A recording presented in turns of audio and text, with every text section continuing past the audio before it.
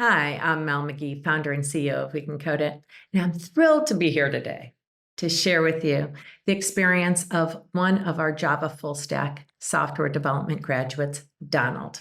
Donald is a veteran who previously attended a different boot camp prior to coming to We Can Code It, but he soon found out that this other program, as well as many others, didn't teach industry-driven software development. They taught things that were easy to learn, like JavaScript, and that's fine.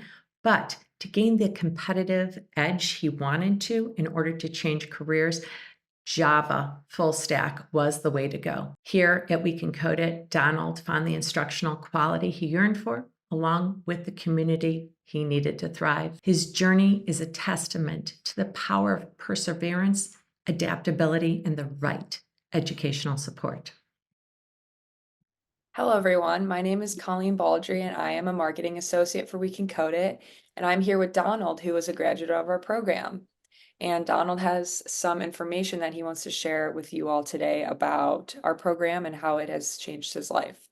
So, starting out, Donald, can you tell the viewers about your experience before We Can Code It and what made you want to go into coding? Sure.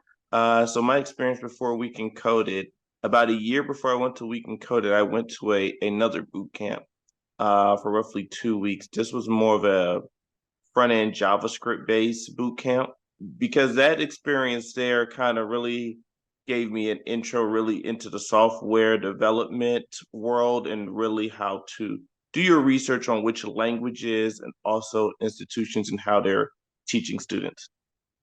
Oh, amazing. I definitely want to dive deeper into that in a minute here. So, did you have any coding background before attending We Can Code It? No, not at all. I didn't know anything about coding. Oh, wow. So what inspired you to pursue the career? So my current career, I was in the military and I did like networking side of computers with routers and switches, things like that.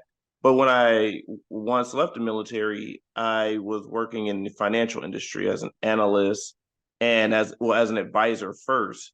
And what I started seeing, I'm sure a lot of people see this at their local bank or so, there's different investment options, but it is done by an algorithm or AI. So once I saw that, I transitioned more into a compliance type of analyst in finance because I knew then I'm like, you don't really have a job now as an advisor because it's based off a percentage of fee planning. And I'm like, the machine can charge a lot lower and probably be more accurate on the background and quicker, to affect markets. So I really started wanting to learn that side of it, where the person who's building the algorithms. That's when I started looking into coding boot camps. Oh, awesome. So can you tell us about what made you learn about We Can Code It and what made you interested in pursuing our particular boot camp? Absolutely. So as I was saying, so the first boot camp I went to, I really didn't know too much about any coding. All I knew about was, you know, the ones that are heavily promoted, JavaScript, all the front end stuff. So, but my experience there wasn't really good. I feel like this wasn't going to help. So luckily, after I left there, I did a lot of research into languages and started just looking around, not just job boards, but where just different languages. And then I started to see there's not a lot of people who code Java. They had more job openings than JavaScript and all these React, all these other languages. And it just seemed like there was a heavy shortage of people who couldn't or wouldn't learn Java.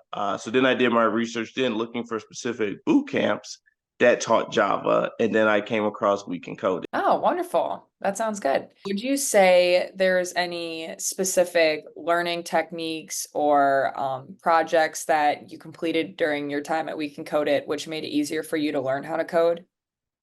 Yes, from since the beginning, we were doing coding. One of the great things the instructor had spoke about is you're going to learn the code by actually coding. We're not going to do your college base, read a textbook about coding, but we're going to open up our screen. You can share your screen with me if you're having issues, but we're going to, do these lines of codes, through every lesson and every assignment. I mean, one of the first ones I built, I was really proud of. It was like a game, a little guessing game.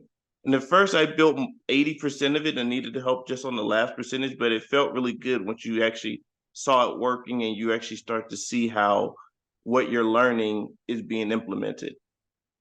Oh, I like that. I like that story. What was your project called? That one was called the guessing game, where it was kind of showing how repetition works, where you guess a number you guess a specific number from like 1 to 10.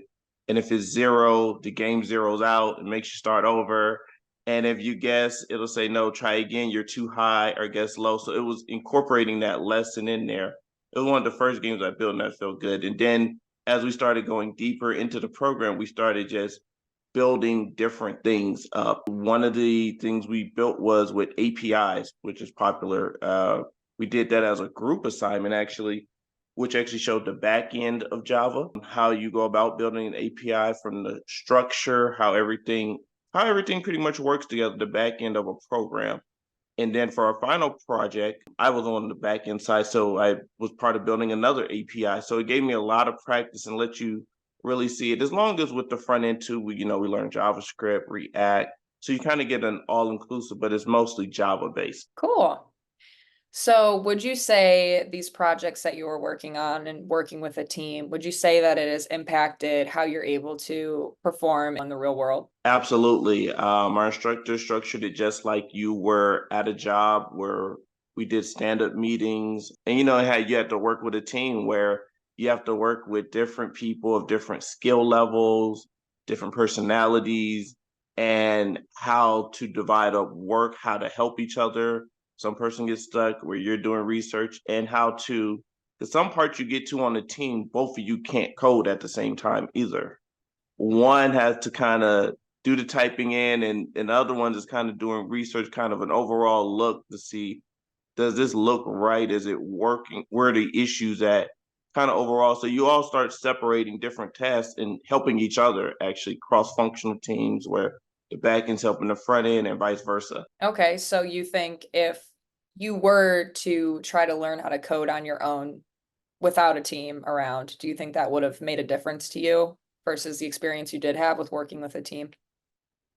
I think trying to learn on your own, because when you're in class, you have deadlines, you meet with a teacher, you have to be in class this certain day, this time. Your project has to be done by this deadline. If you're having issues, you have your instructor who is been programming Java for some years. They can even give you, very insights. That was one of the best things I had with office hours, which is like tutoring. I felt like that gives you extra insight on actually doing the job, actually learning little small, minute things that may not be in the program, but they're tutoring, you're working with a developed, seasoned Java developer pretty much. And that's one of the best parts, I think. When you're on your own, I think you wouldn't get those projects completed, because we did quite a few projects and they were pretty tough and they had to be due. There was no, oh, I'll do it now, I'll do it later, I'll do it next month. Like, no, this week it has to be done. Next week we're doing another project. After that, 2 weeks later, we're on to another one. So you have to stay paced, and it's really very difficult, but you also learn your time management, and you really have to use resources. Okay, so it sounds like the structure was really helpful for you. That's great. Is there anything else that you would add about the impact your instructors have had on you? I would add that, you can try to go on like YouTube and other resources for instructors, but I think here the instructor is one of the reasons. I think a lot of us in my class would say one of the reasons why we made it through the course is because Java is a very difficult language, and your instructor, kind of starts learning how everybody learns, their styles of learning. And then, he can start helping you individually if you need it, how to address the group, things like that. Because we had different people from all different backgrounds, and it was just wonderful to see. And then have the temperament too. It's a lot of patience with people just learning. They don't know this, they made their computer skills. So that's the other thing too. It takes a lot of patience. And I think a lot of videos out there, you won't see that, or they're hard to explain concepts, how to put them in action.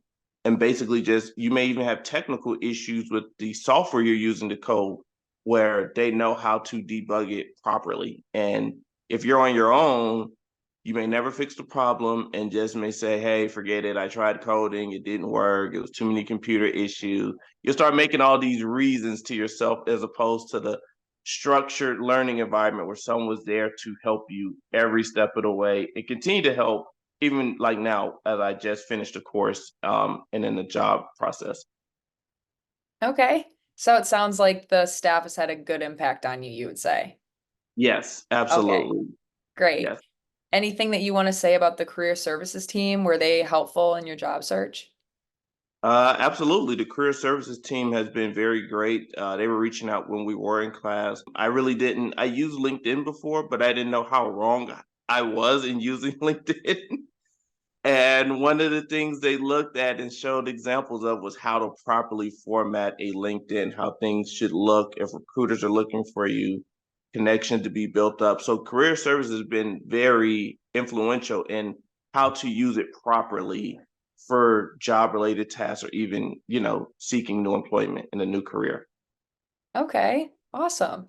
Coding gives me the creativity. I can create games, I can create analytical processes, calculators, things like that, where I get to just, when you code, you can put, even if you're designing like web pages, I put all these animations, things that flash and stuff, but I can be the creator of this and you go back and see like, wow, you created this piece of work, as opposed to a job where it's just very stagnant, where you can move up, but it's kind of just more the same. Where okay, you'll just be a supervisor manager over other people doing compliance, and then so I feel like this is a great shift into this career, which I was looking for. For me, I was personally glad I chose to. I'm glad that thing happened with the first boot camp because I don't know if I would have got into Java because there I just felt the JavaScript and React, and this was just me maybe being analytical for a good reason. I was like, wait a minute, if there's all these boot camps that are teaching front end and JavaScript,